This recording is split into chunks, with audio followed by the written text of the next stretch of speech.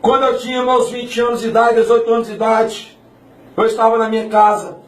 Quando passou o jornal, na época chamado Aqui Agora, e nesse jornal passou um pai de santo macumbeiro chamado Manuel Dechu, que morava na Pajuçara. Ele passou dando uma entrevista, ele tinha um cabelo longo até na altura da cintura, para baixo da cintura. Ele estava com a veste toda branca. E na reportagem Aqui Agora ele apareceu com um bode e mostrou o braço. E ele dizia, querido evangelista Marcos Aurélio, que ele sabia o dia e a hora que ele ia morrer. Porque um dia antes ele tinha feito a transfusão de sangue para o bode, do bode para ele. Ele disse que já sabia porque Satanás havia falado com ele o dia da sua morte, a hora da sua morte, como ele ia morrer. E ele ainda disse que ele era filho primogênito de Satanás. E que Satanás mostrou para ele um trono ao lado do trono de Satanás para ele sentar. Quando assisti aquela reportagem, fui dormir à noite. Era meio-dia, quando foi a noite na hora de eu dormir. Deus me deu uma revelação. Deus falou que eu me levantasse e fosse até onde aquele homem morava. E eu não sabia aonde ele morava. E Deus disse, levanta, pega a tua bicicleta e vai que eu vou te mostrar o caminho. Eu disse, mas Senhor, como é que eu vou para um canto que eu nunca fui? Não conheço o homem, não sei o caminho. O Senhor disse, vai porque eu estou mandando e eu vou te mostrar o caminho. Peguei a bicicleta, peguei uma Bíblia e fui andando de bicicleta ali pelo caminho ali do Timbó, saindo ali pelo lado da Ciasa para Pajuçara. E o Senhor foi me guiando. Cheguei a um lugar onde havia um muro muito grande, um sítio muito grande. Quando abriram aquele portão, o caseiro que estava ali, o porteiro chegou para mim e disse, eu já sei o que tu veio fazer aqui. Eu disse, como é que tu sabe? Ele lá de baixo falou para mim, e o lá de cima avisou. Aí ele me disse, olha assim, o porteiro, olhe, eu vou ser aqui o intérprete. Você não pode falar com o meu mestre, nem ele com você, por causa do pacto dele, senão quebra. Você fala comigo e eu falo para ele. Ele fala comigo e eu falo para você. Quando eu entrei, tinha duas estátuas enormes, maior do que um homem de leão, com as pedras vermelhas nos olhos. Quando eu entrei, querido Marcos Aurélio, a casa, como é uma casa igual de sítio, tinha uma varanda em torno da casa. Entre uma parede e outra havia uma porta. Em cada parede eu pude ler um salmo escrito de cima da parede até o chão. Havia salmos copiados nas paredes. A única diferença é que onde era para ter o nome de Deus, tinha o nome do diabo. Por exemplo, louvado seja Deus, era louvado o diabo. E aquele Manuel Dechu apareceu, se apresentou para mim, falando com o intérprete, ele falou para mim e disse, o que tu veio fazer aqui? Eu recebi ordem de te receber. Mas o que tu veio fazer aqui? Eu disse, fui mandado por Deus. Deus mandou vir aqui para resgatar a vida. E ele disse, tu vai tirar alguém daqui? Eu disse, eu não, Deus vai. Ele disse, tu não pode tirar ninguém daqui. Porque todas as almas que estão aqui dentro são minhas. São do meu Senhor. E eu disse, Satanás, tu é mentiroso. Nenhuma alma é tua nem te pertence. As almas são de Deus. A minha Bíblia está escrito em Ezequiel capítulo 18, que todas as almas são minhas. Tanto a alma do Pai como a alma do Filho são minhas. E a alma que pecar, essa alma morrerá. Ele olhou para mim e disse, a minha alma pertence ao meu mestre. Porque eu vendi ela para ele. Eu fiz meu pacto com ele. Eu disse, mais uma vez tu mentiu, Satanás. A alma não é tua, a alma é do meu Deus. Ele disse, pois me segue. Ele me levou no salão.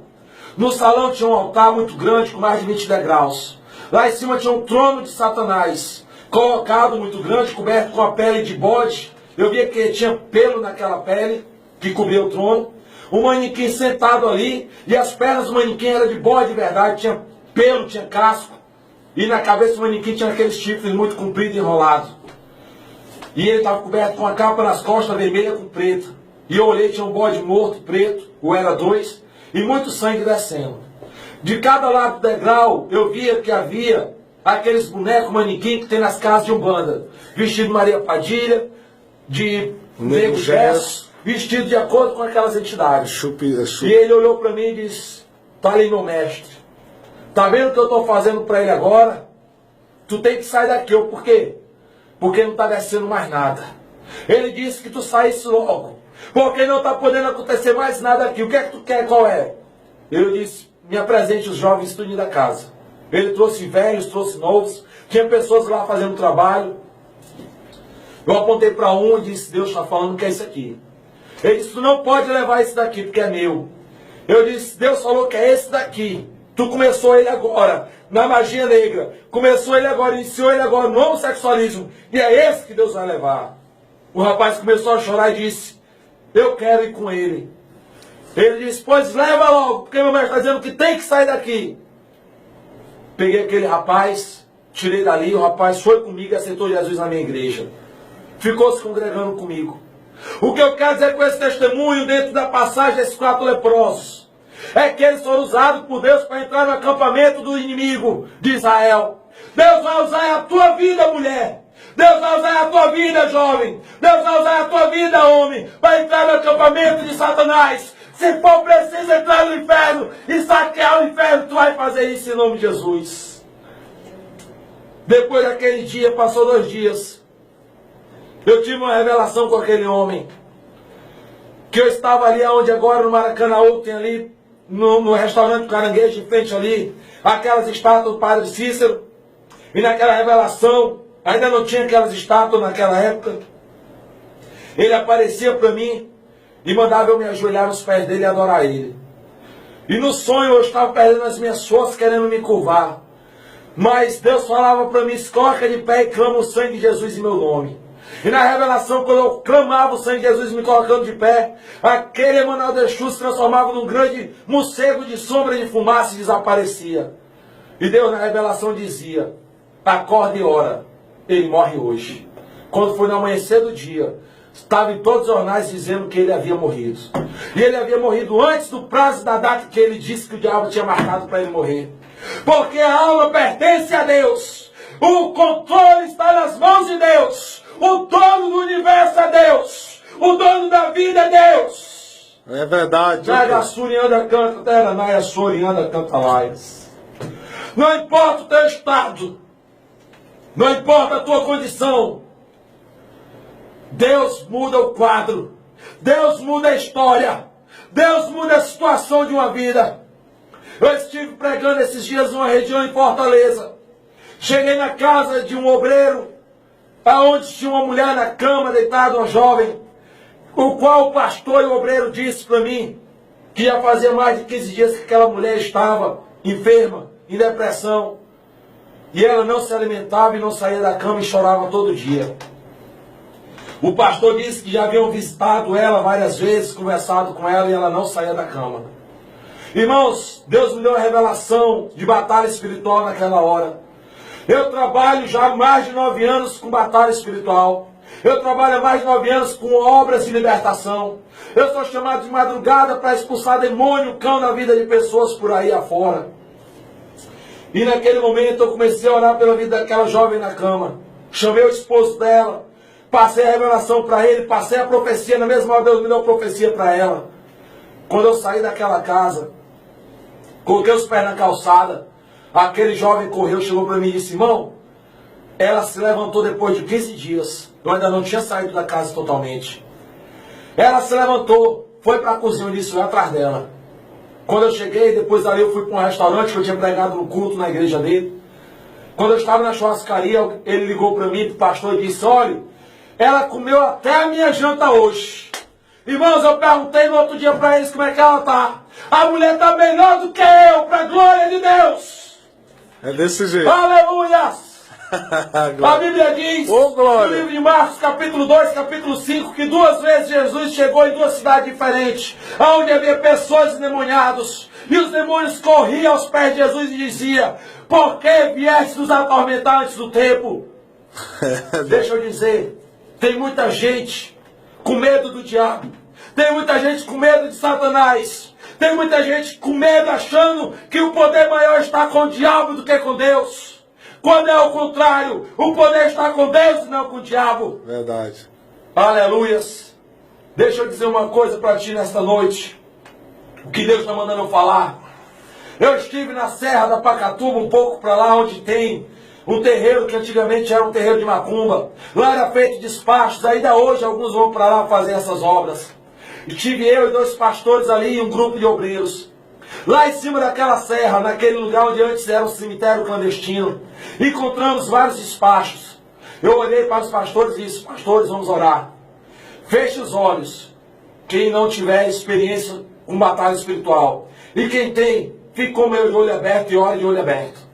Irmãos, um vulto saiu de dentro do chão, uma sombra. Correu em direção ao pastor e eu gritei.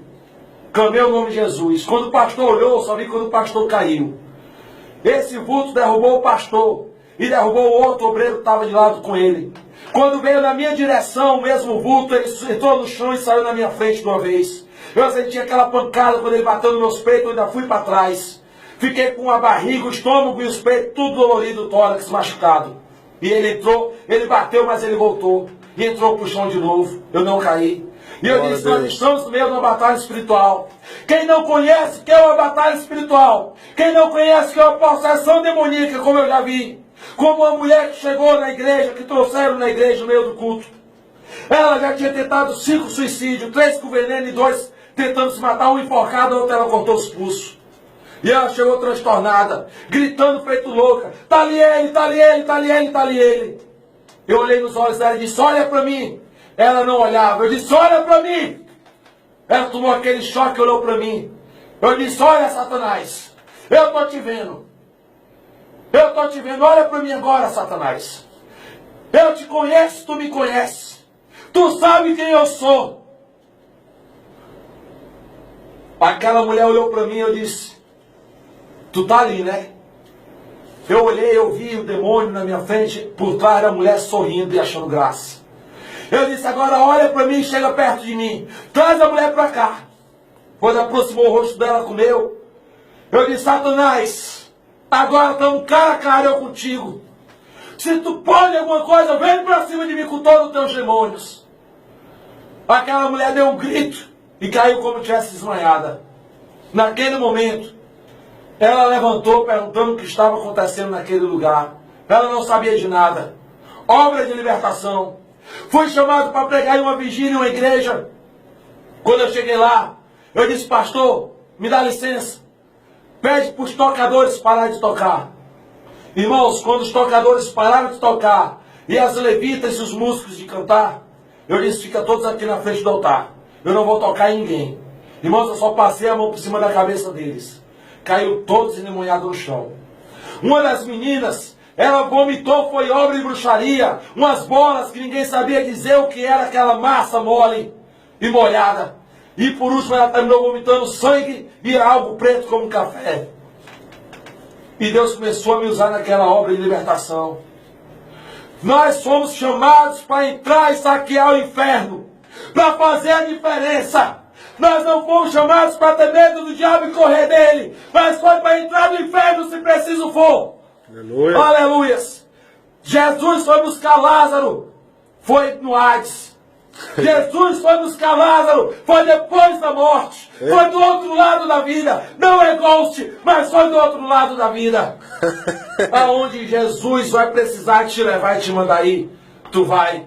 Eram 4 leprosos. E eles chegaram para o rei daquela cidade de Jerusalém, onde eles foram desprezados e excluídos, e deram um grito, ó rei, para os porteiros, temos notícias, boas novas para o Senhor. Deus vai usar a tua vida para trazer boas novas. Deus vai usar a tua vida para envergonhar aqueles que te excluíram e te desprezaram. Deus vai usar a tua vida para expulsar Satanás, para entrar no acampamento de Satanás, para saquear o inferno. É a tua vida. Essa é a palavra que eu deixo nessa noite. Em nome de Jesus. Querido evangelista Marcos Aurélio, muito obrigado. Missionária Lidiane, muito obrigado. Meu amado sonoplasta, muito obrigado. Amém.